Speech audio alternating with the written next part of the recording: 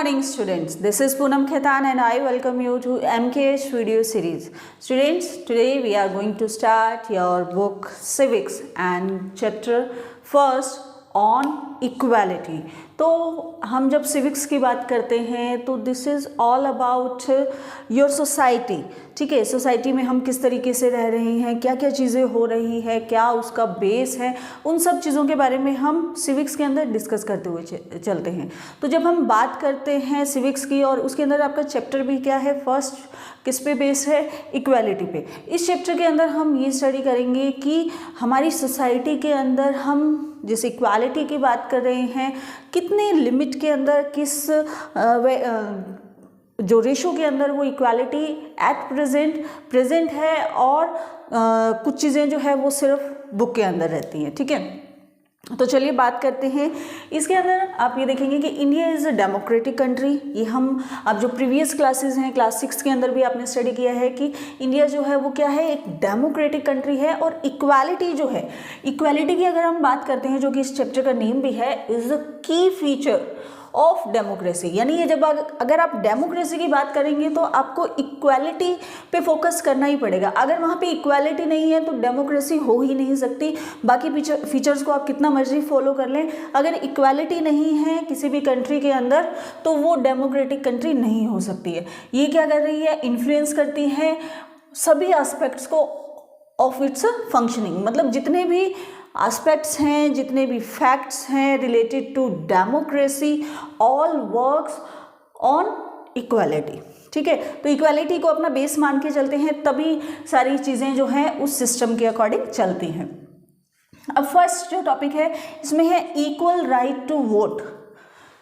Equal right to vote, और इसमें कांता की स्टोरी दी हुई है आपको. और इसके अंदर देखेंगे कि कांता जो है वो वोट देने के लिए लाइन के अंदर खड़ी हैं. उसके अंदर भी आपने देखा होगा कि बहुत सारे जो पीपल हैं उनकी पिक्चर दी हुई है. कोई अलग अलग कास्ट से दिख रहा है, उनके सरनेम से आपको पता चल रहा है, रिलीजन से दिख रहा है.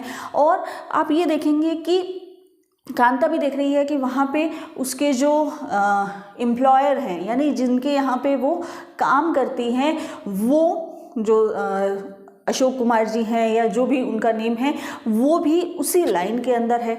तो she was very happy and talking to her friend, जो भी उनके साथ में और भी उसके सोसाइटी से ही जो एक लेडी खड़ी थी उनसे डिस्कस कर रही हैं कि जो इट इज़ गुड कि हम जिस लाइन में खड़े हैं वोट देने के लिए, उसी लाइन में हमारे सर जो हैं यानी जो हमारे एम्प्लॉयर हैं वो भी उसी लाइन के अंदर है. तो हम क्या कर रहे हैं, वो एक क्या फीचर है कि जब आप वोट देने जा रहे हो तो वहाँ पे किसी तरीके का कोई डिस्क्रिमिनेशन नहीं है.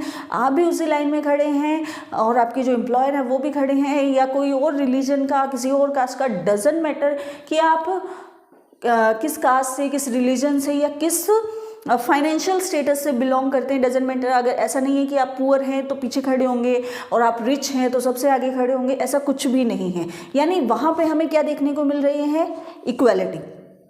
ठीक है, वो बहुत खुश होती है. फिर क्या हो रहा है कि वो उनके घर पे जा रही है काम करने जा रही है. तो जब झाड़ू पोछा कर रही है, डस्टिंग कर रही है, तो जो मैम है वो बार बार उनको बोल रही है कि अच्छे से साफ़ सफाई करना, और ये सब कुछ होता है. ठीक है, फिर क्या हो रहा है कि उसकी जो डॉटर है वो बहुत बीमार है. तो जब उसको वर्क पे जाने से पहले यानी वोट डाल के वो क्या आ रही है, वापस घर पे आ रही है. तो घर पे देख रही है कि उसकी डॉटर जो है वो बहुत बीमार है. वो अपनी तरफ से जो भी थोड़ी बहुत मेडिसिन जो है वो देख के जा रही है और बोल रही है कि मैं इवनिंग में आ रही हूँ और फिर हम डॉक्टर के चलेंगे. फिर वो काम पे जा रही है, पूरा काम कर रही है और कुछ एडवांस जो है वो अपनी जो लैंड लेडी है उनसे मांग रही है, या जिनके जहाँ पे वो काम करती है एम्प्लॉयर उनसे मांग रही है. अब वो जब बोल रही हैं वो एडवांस भी दे रहे हैं और ये भी बोल रहे हैं कि इस चीज़ को अपनी हैबिट नहीं बना लेना. तो उसको थोड़ा ओड लगता है कि किस तरीके की सोसाइटी है कि मेरी बेटी बीमार है, मैं अपने ही पैसा मांग रही हूँ और उस पर मुझे ये बात सुनने को मिल रही है. फिर जब वो अपनी डॉटर को क्या करने जा रही है, मेडिकल यानी डॉक्टर के पास में दिखाने लेके जा रही है, तब क्या कर रही है, वो लाइन के अंदर लगी हुई है, उसका नंबर नहीं आ रहा है.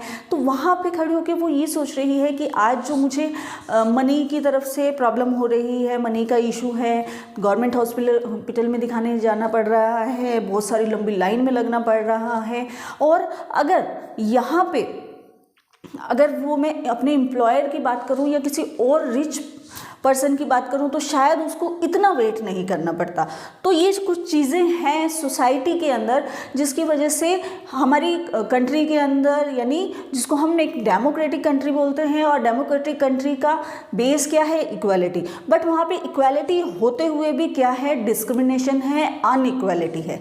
ठीक है, तो ये हमने स्टोरी क्यों पढ़ी है कांता की, कि एक जो फील्ड है, एक जो एरिया है, वहाँ पे हम क्या देख रहे हैं, इक्वालिटी देख रहे हैं, और दूसरी फील्ड के अंदर हम क्या देख रहे हैं, अनइक्वालिटी देख रहे हैं। तो देखिए जो मैंने आपको इलेक्शन यानी वोट वाली बात बताई, तो ये इसका इसलिए यहाँ पे इक्वालिटी देखने को मिलती है because we are following universal adult franchise.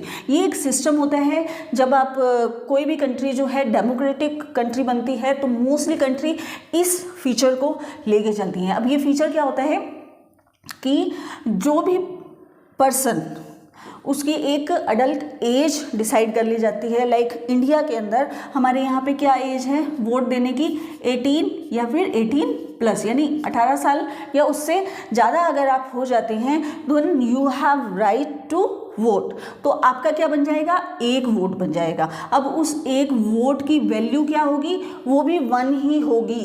तो यूनिवर्सल अडल्ट फ्रेंचाइजी का मतलब कि हर पर्सन का एक पर्टिकुलर एज के बाद में, वो अलग अलग कंट्री की अलग अलग हो सकती है। कोई कंट्री हो सकता है उसको 20 ईयर्स मानता हो, कोई 21 ईयर्स मानता हो, लेकिन हम उसको 18 मान के चल रहे हैं। ठीक है, तो यू हैव 1 वोट और आपके वोट का वैल्यू कितनी है, 1, और सभी के वोट की वही वैल्यू है। यानी चाहे वो आपका एम्प्लॉयर है, चाहे वो पुअर है, चाहे वो रिच है, चाहे वो किसी भी कास्ट से बिलोंग कर रहा है, डजेंट मैटर, लेकिन हर पर्सन की वोट की वैल्यू क्या होगी, 1 होगी। तो it is based on idea of equality. इसीलिए जब वोट डालने जा रहे हैं तो किसी तरीके का भी डिस्क्रिमिनेशन हमें नहीं दिख रहा है। स्टिल हैव सम अनइक्वालिटी, उसके बारे में भी बात की कि ये सारी इक्वालिटी होने के बावजूद भी बहुत सारे फील्ड ऐसे हैं, बहुत सारे एस्पेक्ट्स ऐसे हैं जहाँ पे हमें अनइक्वालिटी देखने को मिल रही है।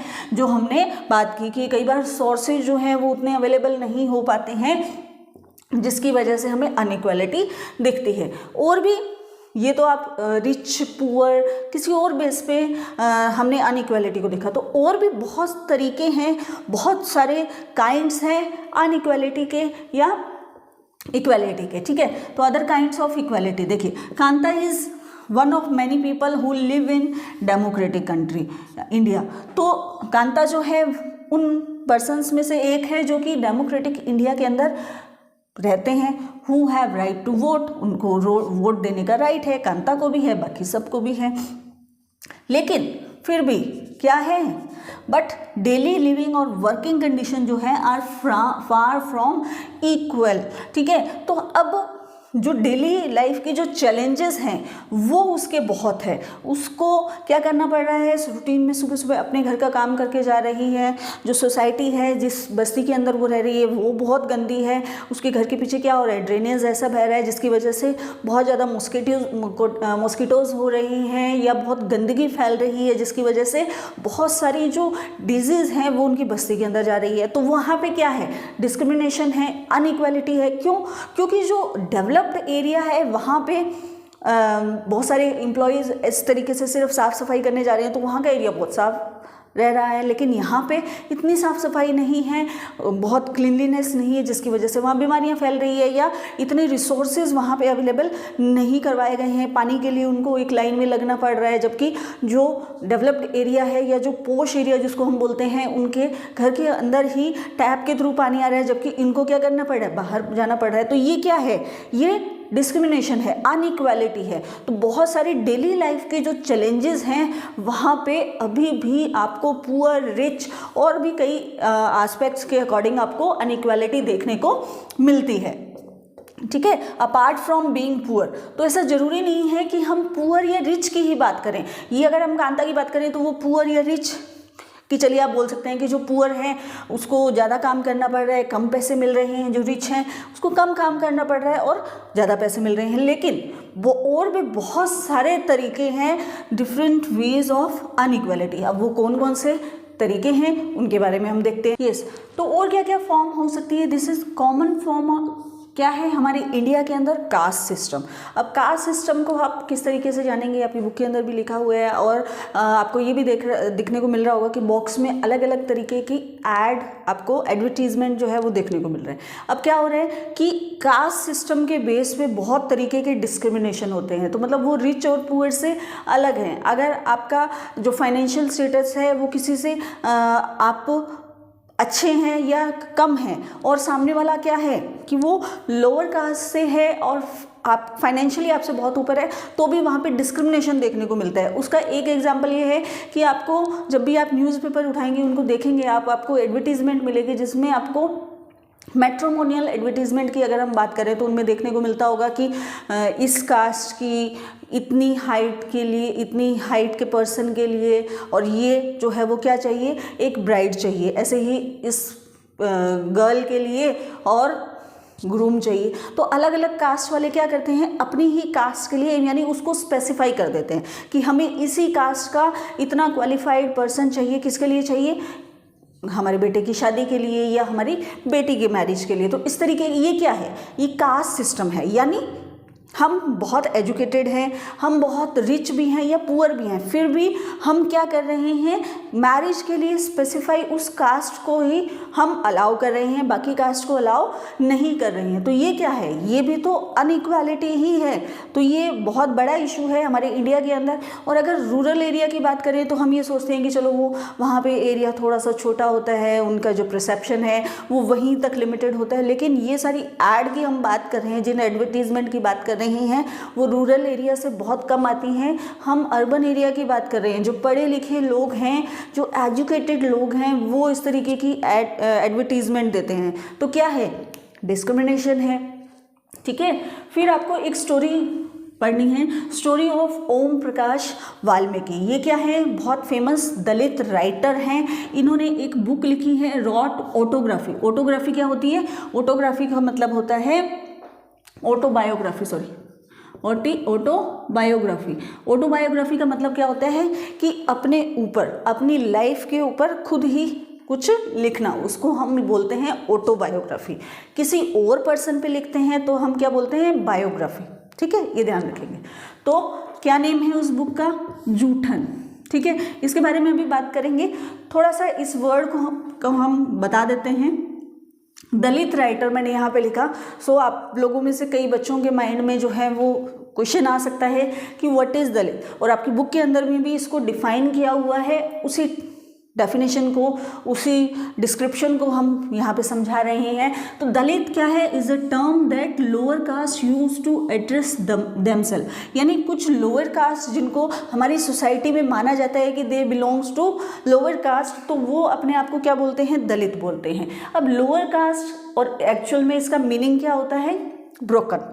जो अगर शाब्दिक अर्थ हम इसका बोले तो दैट इज ब्रोकन। अब जो लोअर कास्ट क्या हो गई, लोअर कास्ट का मतलब इंडिपेंडेंस से पहले या उससे काफ़ी सोसाइटी में काफ़ी पुराने टाइम से क्या हो रहा है कि हमारी जो सोसाइटी है वो अलग अलग पार्ट के अंदर, अलग अलग कास्ट के अंदर डिवाइड हो गई है। उसमें से कुछ कास्ट को या कुछ पर्टिकुलर एक कम्युनिटी को लोअर कास्ट डिक्लेयर कर दिया गया, क्योंकि वो क्या कर रहे थे, जो सर्विस प्रोवाइड कर रहे थे। तो जिस तरीके की सर्विस प्रोवाइड कर रहे थे उनको एक इस तरीके से सिस्टम में बना दिया गया कि आप लोअर कास्ट से बिलोंग करते हैं। तो उनके साथ में क्या हो गया, धीरे धीरे डिस्क्रिमिनेशन होने लग गया। डिस्क्रिमिनेशन जो पहले तो क्या हुआ कि वर्क के बेस पे सिस्टम बना दिया गया।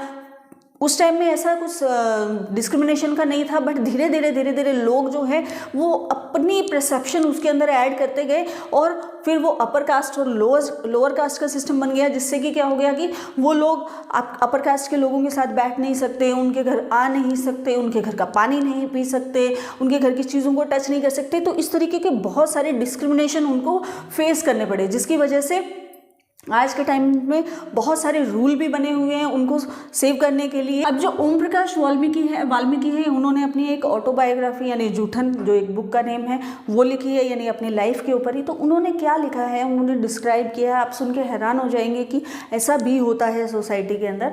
तो उन्होंने लिखा है कि जब वो स्कूल में थे, ठीक है, तो स्कूल में जब वो पढ़ रहे थे तो उनको बहुत सारे डिस्क्रिमिनेशन फेस करना पड़ा, बहुत सारा भेदभाव जो है वो फेस करना पड़ा। क्यों? क्योंकि वो क्या थे, दलित थे, लोअर कास्ट से बिलोंग करते थे। इस वजह से जो सोसाइटी के अंदर, इवन जब आप स्कूल के अंदर जा रहे हैं तब अगर आपके टीचर ऐसा कर रहे हैं, स्कूल ऐसा कर रहा है, तो this is really very bad thing, ठीक है।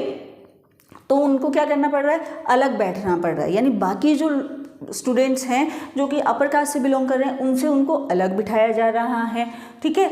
When he was in class 4th तो HM ask him to sweep the school and playground. और इससे साथ में क्या हो रहा है कि जब वो लाइन के अंदर बैठ रहे हैं तो सबसे पीछे अलग भी बैठ रहे हैं। पहले ही मैट बिछा जाता था उनका कि आप यहाँ बैठोगे, पीछे गेट के पास में बैठ रहे हैं, दूर बैठ रहे हैं, जिससे क्या हो रहा है कि जो बाकी जो स्टूडेंट्स हैं वो बिना वजह उनको मार भी रहे हैं, परेशान कर रहे हैं। फिर जब वो 4th में थे तो उनके टीचर जो है वो HM जो है, इवन हेड मिस्टर जो है वो मास्टर जो है वो बोल रहे हैं उनको स्कूल और प्लेग्राउंड साफ़ करने के लिए। तो स्कूल और प्लेग्राउंड साफ़ करने के लिए तो स्कूल, वो बता रहे हैं कि स्कूल इतना बड़ा था, प्लेग्राउंड इतना बड़ा था कि मेरे लिए उसको साफ़ करना बहुत मुश्किल काम था। That was a big task. क्यों?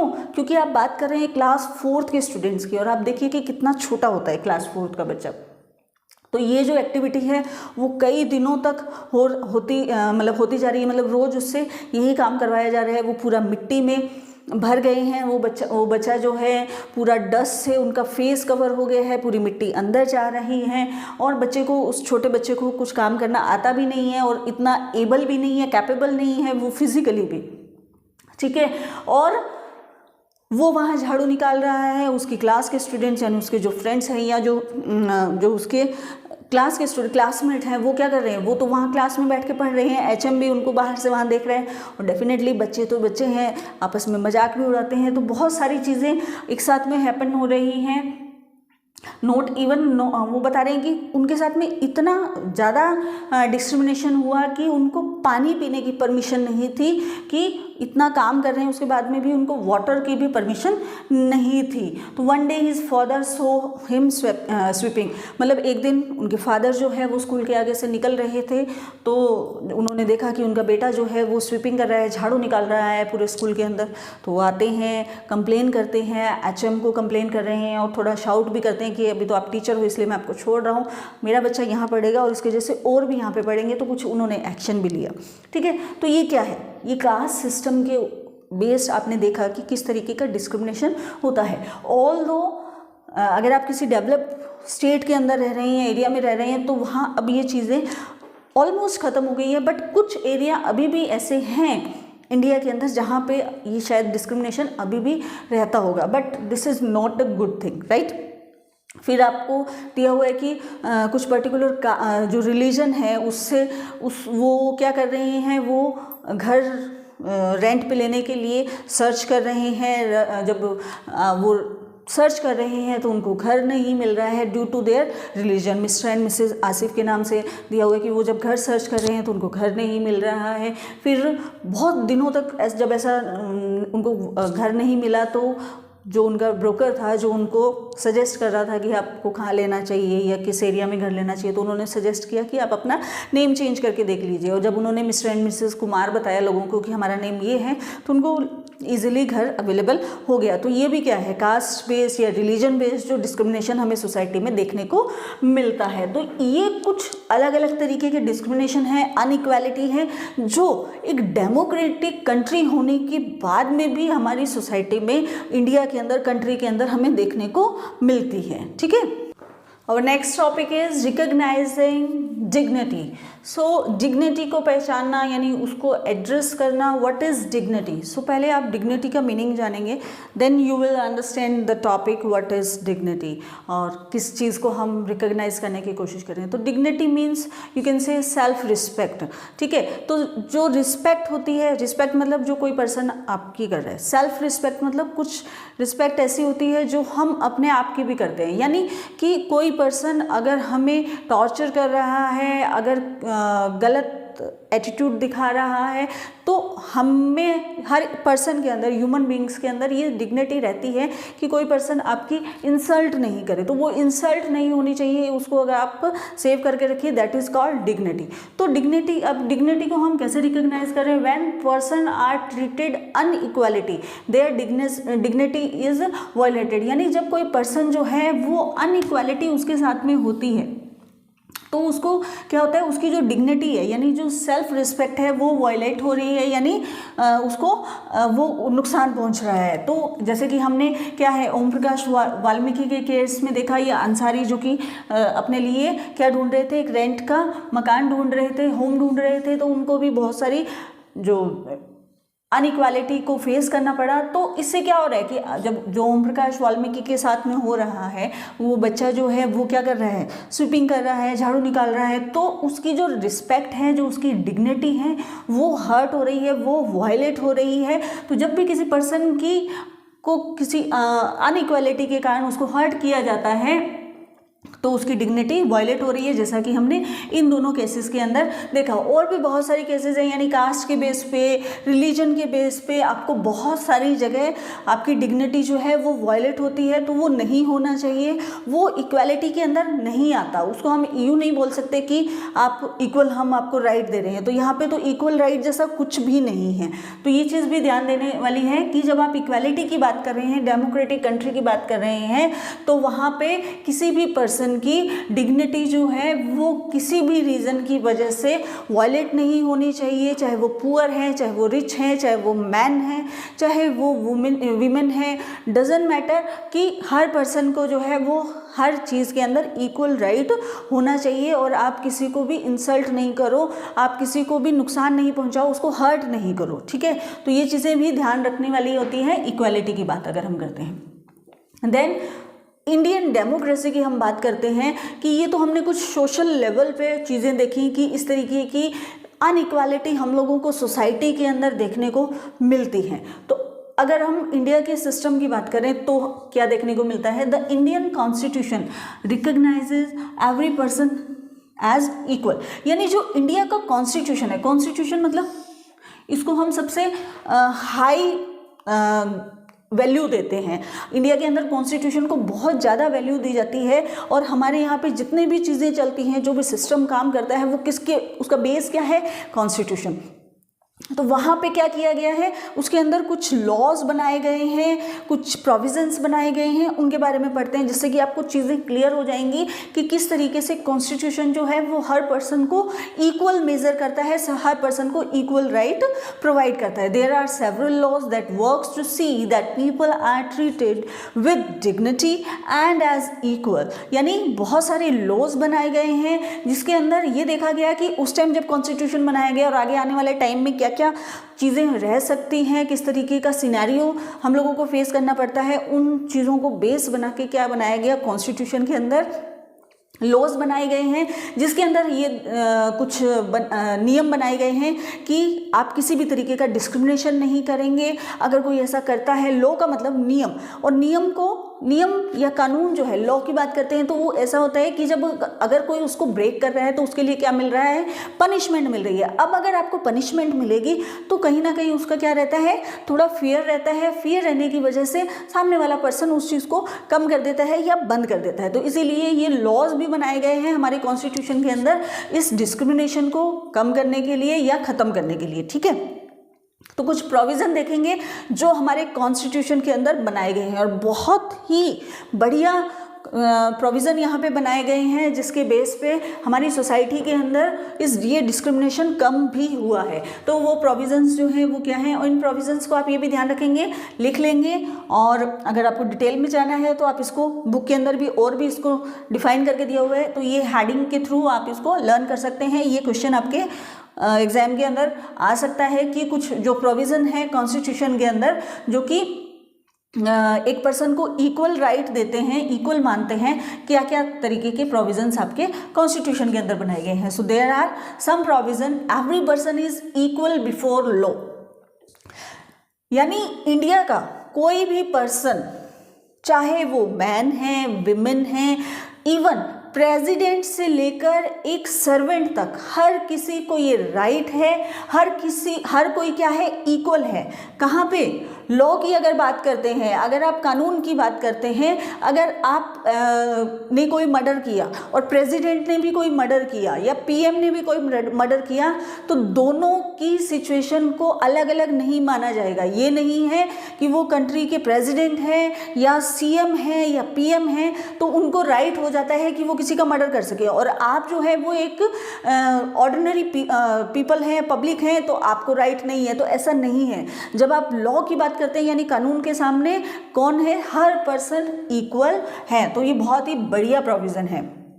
सेकंड क्या है, no person can be discriminated, कोई भी पर्सन डिस्क्रिमिनेटेड नहीं किया जाएगा against on basis of, again basis on their religion, race, caste, place of birth, male female, मतलब किसी भी पर्सन को आप डिस्क्रिमिनेट नहीं करोगे कि आप मेल हैं इसलिए यहाँ पे नहीं आ सकते, आप फीमेल हैं इसलिए आपने यहाँ पे नहीं आ सकते, आप इस रिलीजन से बिलोंग करते हैं इसलिए आप यहाँ नहीं आ सकते, आप किस कास्ट से बिलोंग करते हैं इसलिए यहाँ पे नहीं आ सकते, आपका डेट ऑफ बर्थ, आपका date of birth of place जो है वो अलग है। तो किसी भी तरीके से किसी भी बेस पे आपको डिस्क्रिमिनेट नहीं किया जाएगा, कहीं पे भी आपको अलाउ रहेगा कहीं पे भी जाना, ठीक है। किसी भी तरीके का डिस्क्रिमिनेशन आपके साथ में नहीं होगा। Third one is every person has access to all public places, हर पर्सन को एक्सेस रहेगा कि हर पब्लिक प्लेस का वो यूज़ कर सकें। हम यहाँ पे बात कर रहे हैं पब्लिक प्लेस की। पब्लिक प्लेस का मतलब जिसको पब्लिक के लिए बनाया गया है, और पब्लिक प्लेस हर कोई पब्लिक प्लेस नहीं होता है। ऐसा नहीं है कि जो आपका घर है वो पब्लिक प्लेस नहीं है। आपके पापा या आपकी मम्मी या जो भी आपके घर के अंदर बड़े हैं वो कौन है, उस प्लेस के ऑनर है। तो ऐसा नहीं है कि हमें राइट है, हमको कोई डिस्क्रिमिनेट नहीं करेगा या किसी भी बेस पे कोई भी आप पर्सन जो है वो आपके घर के अंदर चला जाएगा, नहीं, वो उसके अंदर आपका राइट है। तो उसकी बात नहीं कर रहे हैं, हम पब्लिक प्लेस की बात कर रहे हैं, लाइक प्लेग्राउंड है, कोई पार्क है, कोई रोड जो है। ऐसा नहीं है कि वहाँ पे कोई पर्टिकुलर रिलीजन का या पर्टिकुलर जो कास्ट से बिलोंग करता है वो पर्सन नहीं जाएगा। सबको वहाँ पे एक्सेस अलाउ है, सबको वहाँ पे एक्सेस है जाने का, सबको यूज़ करने का, राइट।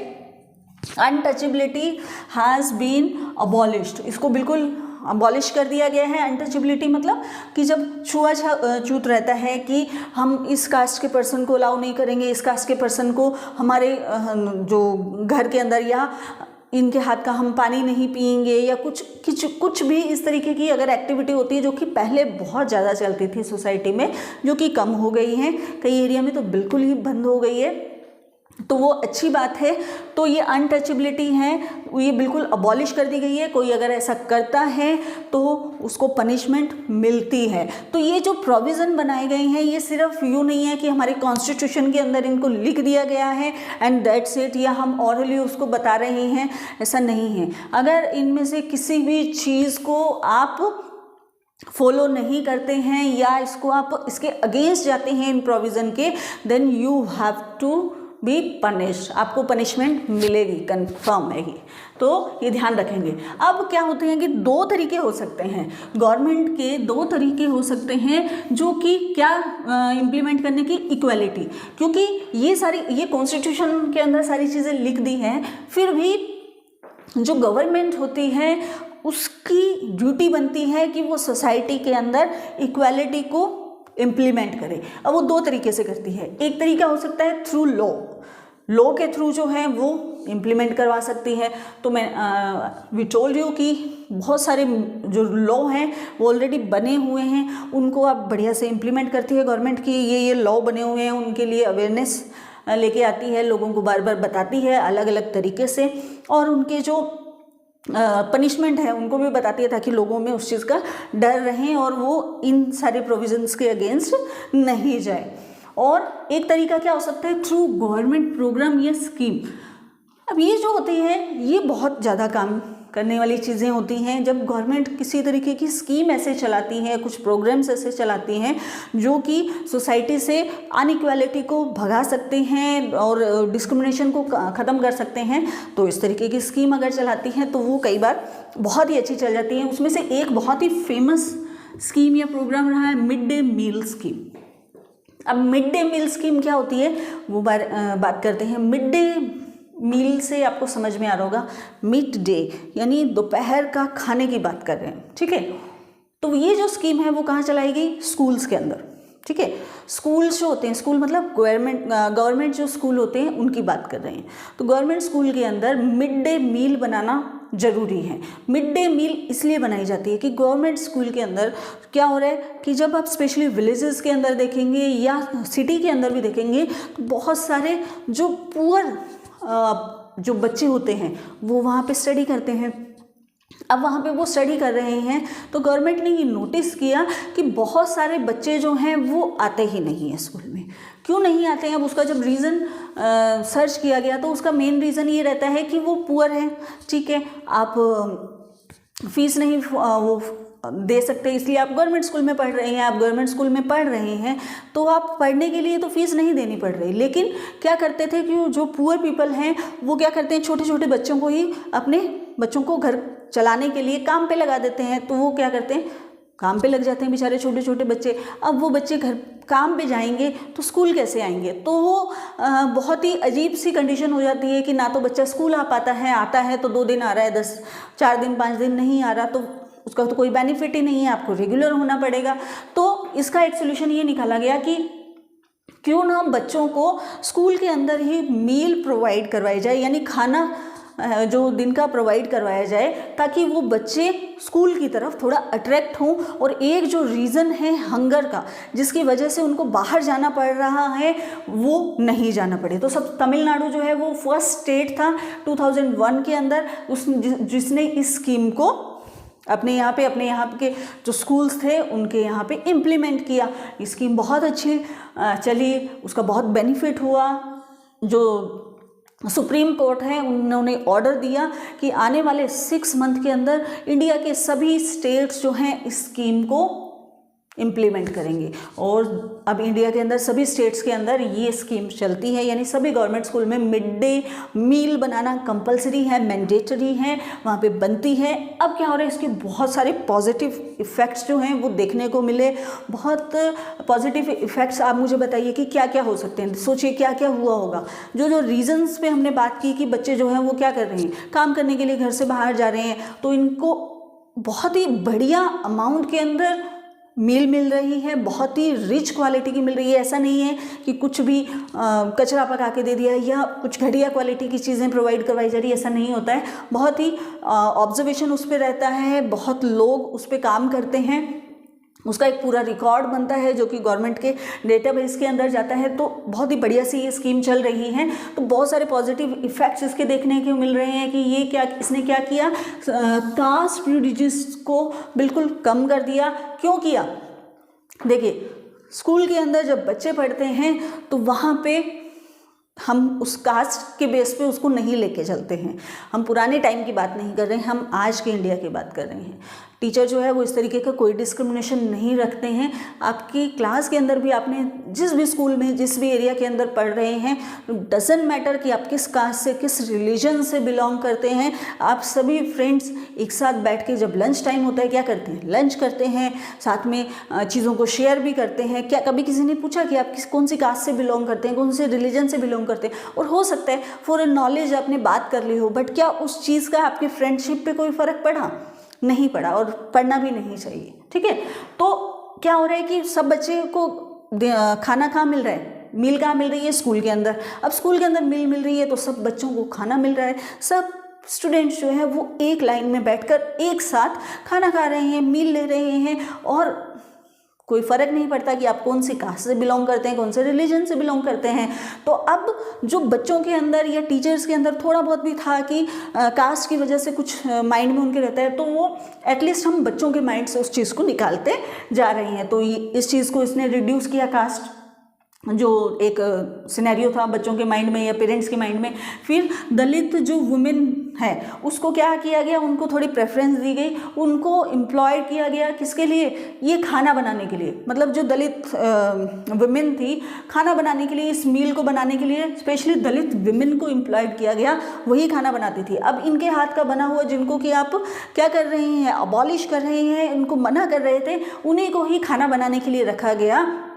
तो अब आप उसको डिनाई नहीं कर सकते हैं। उससे क्या हो रहा है, इसका मेन पर्पज़ ये है कि आपके माइंड से वो जो डर्टी थिंग्स हैं, जिन चीज़ों को लेके हम चल रहे हैं, जिन परसेप्शन को लेके कि लोअर कास्ट अपर कास्ट, इस तरीके की चीज़ों को हम नहीं फॉलो करें, जिसकी वजह से लोगों के अंदर कास्ट का, रिलीजन का, इस चीज़ का जो चीज़ें हैं भेदभाव वो दूर हो रहा है।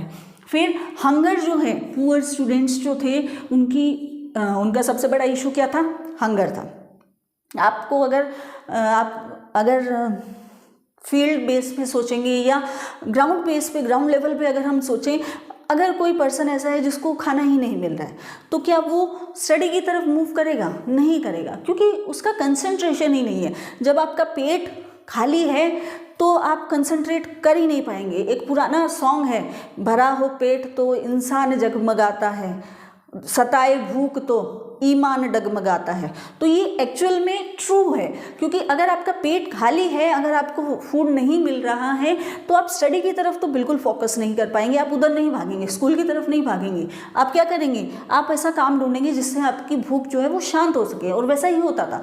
तो इस प्रोग्राम की वजह से जो पुअर स्टूडेंट्स हैं उनकी हंगर वो रिड्यूस हुई है, वो काफ़ी हद तक लिमिट में कम हो गई। Increase the enrolment and attendance of student. अब क्या होता था कि बहुत सारे टीचर्स जो है गवर्नमेंट स्कूल के ये कंप्लेन करते थे कि स्टूडेंट्स को हम चलिए ज़बरदस्ती उनके पेरेंट्स को मना के या कुछ ऐसे करके हम बच्चों को लेके भी आते थे, लेकिन क्या करते थे वो लंच के बहाने अब क्या कर रहे हैं, भाग जाते थे कि लंच करने जा रहे हैं लंच टाइम में। अब उनको रोक तो नहीं सकते थे, तो वो लंच टाइम में जब जाते थे तो उसके बाद में वापस ही नहीं आते थे। मतलब मोस्टली स्टूडेंट्स जो है वो लंच टाइम के बाद में एब्सेंट रहते थे। तो एक ये प्रॉब्लम जो है वो सॉल्व हो गई। एक जो बच्चा जब लंच करने के लिए जाता था तो उनकी मदर जो बाहर काम कर रही है तो उसको भी क्या करना पड़ता था, बेचारी को वापस आना पड़ता था संभालने के लिए। तो ये प्रॉब्लम सॉल्व हो गई कि वो जहाँ पे भी काम कर रहे हैं वो इजीली अपने काम पे कंसंट्रेट कर सकते हैं, और बच्चों का भी कंसंट्रेशन हो गया है। तो इससे इनरोलमेंट भी बढ़ गया है। जो बच्चे स्कूल नहीं आ रहे थे सिर्फ इसलिए कि उनके पास में खाना ही नहीं है, उसकी वजह से इनरोलमेंट बढ़ गया है। अटेंडेंस कंप्लीट हो गई है, जो हाफ डे आते थे बच्चे वो अब कंप्लीट डे रहते हैं। तो ये बहुत सारी चीज़ें जो हैं वो पॉजिटिव वे में सिर्फ इस स्कीम की वजह से होती हैं। ठीक है, तो ऑल्दो गवर्नमेंट अपना काम कर रही है, लॉ के थ्रू इक्वालिटी इंप्लीमेंट करने की कोशिश कर रही है, बहुत सारे प्रोग्राम के थ्रू करनी पड़ रही है। अब गवर्नमेंट जो है वो अपने लेवल पे सारे एफर्ट्स कर रही है, और धीरे धीरे चीज़ें जो हैं, बहुत सारी चीज़ें अनइक्वालिटी या डिस्क्रिमिनेशन जो है वो हमारी सोसाइटी से कम होता जा रहा है। एंड वी विश, और आप जैसे स्टूडेंट्स अगर और कोशिश करेंगे तो ये बिल्कुल ही ख़त्म हो जाएगा, क्योंकि हमारे कॉन्स्टिट्यूशन जो है वो जब सबको इक्वल राइट दे रखा है, भगवान ने जब बनाया है उसने किसी तरीके का कोई डिस्क्रिमिनेशन नहीं किया है, then why we are doing these activities. तो हम ऐसी चीज़ों को नहीं करेंगे। और आप स्टूडेंट्स हैं, आप आने वाले समय की फाउंडेशन हैं, आप आने वाली सोसाइटी की नींव हैं, तो आप तो एटलीस्ट इस काम को अपनी ड्यूटी मान के चलें कि हम इस तरीके की किसी भी एक्टिविटी को सपोर्ट नहीं करेंगे, डिस्क्रिमिनेशन को जो सपोर्ट करती है। Right, let's talk about some more points regarded equality. तो हम इंडिया की डेमोक्रेसी की बात कर रहे थे, इंडिया के अंदर किस तरीके की इक्वालिटी के इश्यूज़ हम लोगों को देखने को मिल रहे हैं, उसके बारे में हमने बात की। लेकिन ऐसा नहीं है कि सिर्फ इंडिया के अंदर ही इस तरीके की इनइक्वालिटी आपको देखने को मिल रही है, डिस्क्रिमिनेशन देखने को मिल रहे हैं। मोस्टली कंट्री जो अपने आप को डेमोक्रेटिक कंट्री कहती हैं, वो भी, या अपने आप को एडवांस कंट्री कहती हैं, वो भी इस चीज़ को फॉलो करती हैं, इस तरीके की एक्टिविटी को फॉलो करती हैं। तो उसका एक छोटा सा एग्जांपल देखते हैं। ठीक है, तो issue of equality in other democracies, तो कि इशू ऑफ कम्युनिटी स्ट्रगल रहता है। देखिए, इक्वालिटी जो है ना वो अपने आप में हमेशा से ही क्या रहा है, कम्युनिटी स्ट्रगल, मतलब पर्टिकुलर जो कम्युनिटी रहेगी अगर किसी को ये लगता है, किसी पर्टिकुलर कम्युनिटी को ये लगता है, वो किसी कास्ट पे बेस हो सकती है, किसी मान लीजिए सिर्फ मैन पे किसी तरीके का कुछ एलिगेशन लग रहा है या उनको प्रॉब्लम हो रही है या विमेन पे लग रही है, तो वो एक कम्युनिटी हो गई अपने आप में जिनको कि डिस्क्रिमिनेट किया जा रहा है। तो वो उसका बेस क्या रहता है? इक्वालिटी। इक्वालिटी मतलब अगर उनके साथ में इक्वालिटी नहीं हो रही है, उनको लग रहा है कि हमारे साथ में भेदभाव हो रहा है, तो वो क्या करते हैं? स्ट्रगल को क्रिएट करते हैं। तो कम्युनिटी स्ट्रगल का एक की इशू रहता है क्या? इक्वालिटी। अब यहाँ पे यूएसए के एग्जाम्पल दिया हुआ है जो कि अपने आप को बहुत डेमोक्रेटिक कंट्री कहती हैं। तो वहाँ पे क्या है कि जो अफ्रीकन अमेरिकन्स हैं, अफ्रीकन अमेरिकन्स का मतलब क्या कि वहाँ पे भी जब वो फ्री नहीं हुए थे जब, तो वहाँ पे क्या हो रहा था कि अफ्रीका से कुछ लोग लेके आए जा रहे थे, किसके लिए? जो लेबर के लिए। तो वो लोगों को वहाँ पे रखा गया, तो वो लोग वहाँ पे रह गए, फिर उनकी फैमिली भी वहीं पे रह रही है, वहाँ पे फैमिली बन गई। कुछ अमेरिकन्स के साथ में मान लीजिए उनकी मैरिज हो जाती है या नहीं भी होती है, तो वहाँ पे उनके जब जो चिल्ड्रन हो रहे हैं, बच्चे हो रहे हैं, तो वो क्या बन गए हैं? African American. क्योंकि वो बेसिकली तो कहाँ से हैं? ओरिजिन तो उनका कहाँ से हुआ है? अफ्रीका से हुआ है, लेकिन उनके बच्चों का जो बर्थ है वो कहाँ पे हो रहा है? अमेरिका के अंदर हो रहा है। तो वो क्या कहलाए? African Americans. तो उनके साथ में यूएसए के अंदर हमेशा से डिस्क्रिमिनेशन रहा है और आज भी कहीं ना कहीं वो उसको गो थ्रू करते हैं, थोड़ा बहुत ज़्यादा नहीं, हल्का फुल्का देखने को मिलता है।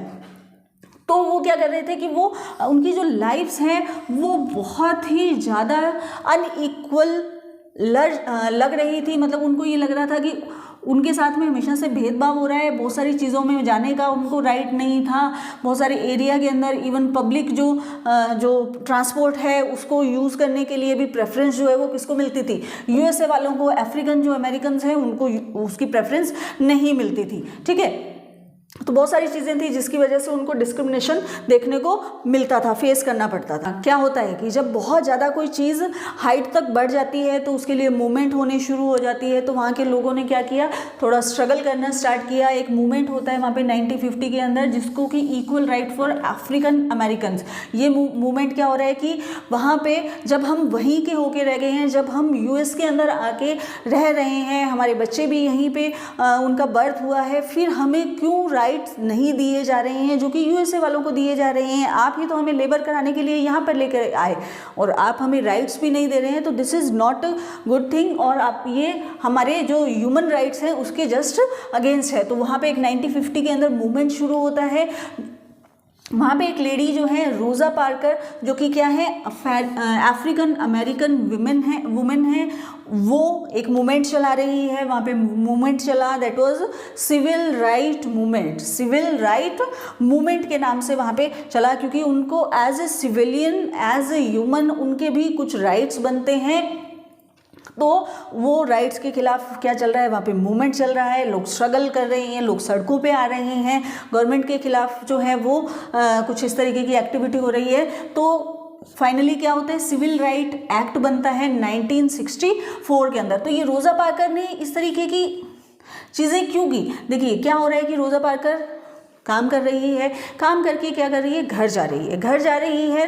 तो एक बस के अंदर जब वो बैठती हैं तो बैठने के बाद में क्या होता था कि वहाँ की जो पब्लिक ट्रांसपोर्ट होते थे वहाँ पे मैंने आपको बताया कि जो अफ्रीकन लोग थे, अफ्रीकन अमेरिकन जो लोग थे उनको बैठने का राइट नहीं था। यानी वहाँ पे जो पर्टिकुलर वहाँ के यूएस ओरिजिन के लोग थे, यानी जिनको गोरे लोग बोला जाता है, वो वहाँ पे बैठते थे, प्रेफरेंस उनकी रहती थी और ना ही आप उनके बराबर बैठ सकते हैं। तो वहाँ पे एक पर्सन जो है वो आके बैठता है, तो जैसे ही रोज़ा पार्कर वहाँ जाके बैठती है वो वहाँ से उठ के क्या चला जाता है?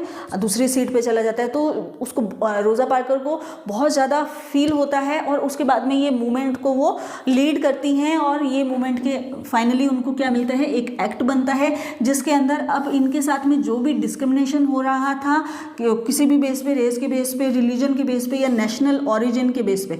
अब ये क्या है? नेशनल ओरिजिन ही है ना, कि नेशनली आप ओरिजिन कहाँ के? अफ्रीकन के हैं, लेकिन आप रहे तो अमेरिका के अंदर रह रहे हैं। तो किसी भी बेस पे आपका जो के साथ में अगर कोई डिस्क्रिमिनेशन हो रहा है तो वो प्रोहिबिटेड रहेगा। यानी इस तरीके की चीज़ों को उनको राइट दिया गया कि अब किसी भी तरीके का इनइक्वालिटी को आपको फेस नहीं करना पड़ेगा। ठीक है, तो अब हम यहाँ पे देख सकते हैं कि सिर्फ इंडिया की बात नहीं कर रहे हैं हम, मोस्टली जो डेमोक्रेटिक कंट्री हैं वहाँ पे कुछ ना कुछ फेस पे आपको ये इक्वालिटी के अंदर आपको कम्युनिटी स्ट्रगल देखने को मिलता है, ठीक है। अब जब आप चैलेंजेस की बात करते हैं, डेमोक्रेसी के अंदर बहुत सारे चैलेंजेस हैं। अगर डेमोक्रेटिक कंट्री की बात करें तो वर्ल्ड की कोई भी कंट्री जो है वो 100% डेमोक्रेटिक कंट्री नहीं है। कहीं ना कहीं कुछ चीज़ों को हम लोग थोड़ा लूप होल छोड़ा हुआ है, जिसके अंदर आप उसको 100% डेमोक्रेटिक कंट्री तो नहीं बोल सकते हैं, ठीक है। तो डिस्क्रिमिनेशन को हटाने के लिए आपको अपने लॉज के अंदर कुछ ऐसी चीज़ें ऐड करनी पड़ेगी जिससे कि लोगों को इक्वल राइट मिल सके। आपकी जो स्कीम्स हैं, प्रोग्राम्स हैं, उस तरीके से चलाने पड़ेंगे कि किसी भी पर्सन की डिग्निटी हर्ट नहीं होनी चाहिए, उसकी डिग्निटी वायलेट नहीं होनी चाहिए, सबको इक्वल राइट होना चाहिए हर चीज़ को यूज़ करने का। इन सब चीज़ों को अगर हम अपने सिस्टम में ले आते हैं, अपनी कंट्री के जो लॉ के अंदर ले आते हैं, या उसको चलाने का जो सिस्टम है उसके अंदर अगर आप गो थ्रू करते हैं, तो इट मीन्स आप इस जो बुरी चीज़ है जो कि क्या है अनइक्वालिटी, उसको आप कहीं ना कहीं रिड्यूस करने में सक्सेसफुल रहे हैं। तो अगर ऐसी कोई भी कंट्री ऐसा कर रही है तो it means we are going good. तो इंडिया की बात करें तो इंडिया के अंदर बहुत सारे लॉज, बहुत सारी सिस्टम या प्रोग्राम्स ऐसे बनाए गए हैं जहाँ पे डिस्क्रिमिनेशन को कम से कम करने की कोशिश की हुई है। तो कहीं ना कहीं हम उसके अंदर सक्सेसफुल भी रहे हैं और आने वाले टाइम में और भी उसको रिड्यूस कर देंगे या ख़त्म कर देंगे, ठीक है। अब आपके बुक के अंदर ही एक बॉक्स के अंदर आर्टिकल 15 के बारे में दिया हुआ है। इसके अंदर जो इंडियन कॉन्स्टिट्यूशन के अंदर आर्टिकल 15 है, जिसके बारे में एक्चुअल में जो प्रोविजंस और जिनके बारे में मैंने आपको बताया वो इसी के अकॉर्डिंग थे। तो उसको आप ज़रूर एक बार रीड आउट कर लीजिएगा, ये आपके लिए इम्पॉर्टेंट हो सकते हैं। उनके बारे में आपको मैंने एक्सप्लेन कर दिया है, उसको एक बार अच्छे से रीड आउट कर लीजिएगा। तो स्टूडेंट्स, ये था हमारा आज का चैप्टर जिसको हमने पूरा कंप्लीट कर लिया है, chapter 1 that is on equality. तो बहुत सारी चीज़ें हमने यहाँ पे पढ़ी, उनको आप शॉर्ट नोट्स बना सकते हैं और इनसे रिलेटेड टेक्स्ट बुक के जो क्वेश्चन आंसर हैं उनको भी आप अच्छे से लर्न करेंगे। मिलते हैं नेक्स्ट वीडियो में students, till then thank you, have a nice day.